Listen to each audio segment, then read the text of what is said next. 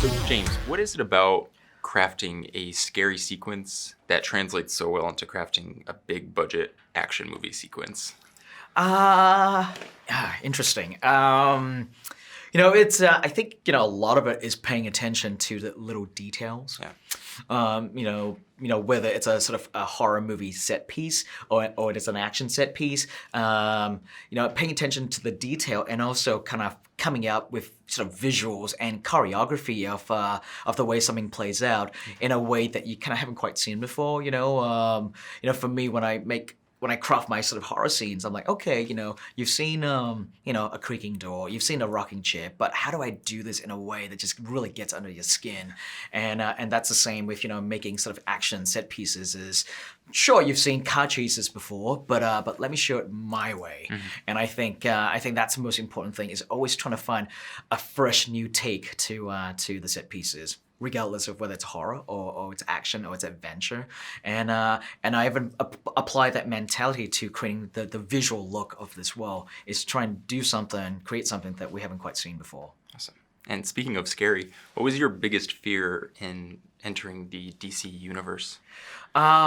I think my biggest fear is the same as Fast and Furious 7 because you're coming into an established world, and it's always a bit daunting to take on a big film. I mean, regardless of whether it's a comic book movie or some of the big films, there's a lot of expectation going for it because it's not a small little low budget film, and so there's a lot riding off that.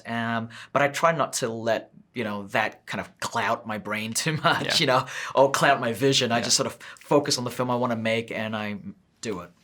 In Aquaman, there's this kind of 80s movie tone to it. Where did that come from, if that was on purpose? I really think just growing up as a child of the 80s and 90s, just my love for filmmakers like Lucas and Spielberg, right, and Tim Burton, and so when I finally get the chance to make my action adventure film, I think a lot of what those guys had done had rubbed off on me in a big way, and that's just sort of the spirit that I wanted to make this film with. I mean, even down to the musical score. I wanted my inspiration was Jean-Michel Jarre, Giorgio Moroder. So so very sort of 80s sort of electronica. Vangelis, of course, with what they did on Blade Runner.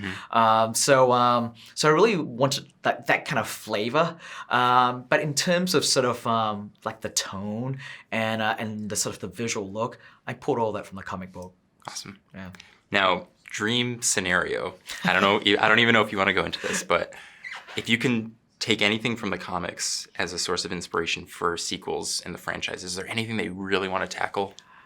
Oh man, you're asking the big S question. I'm usually very reticent to answer that, only because I'm so superstitious. I'm highly superstitious, and I don't like talking about sequels before this first one's even out. Fair. That's fair. But the comic book has a lot of stories. So yeah.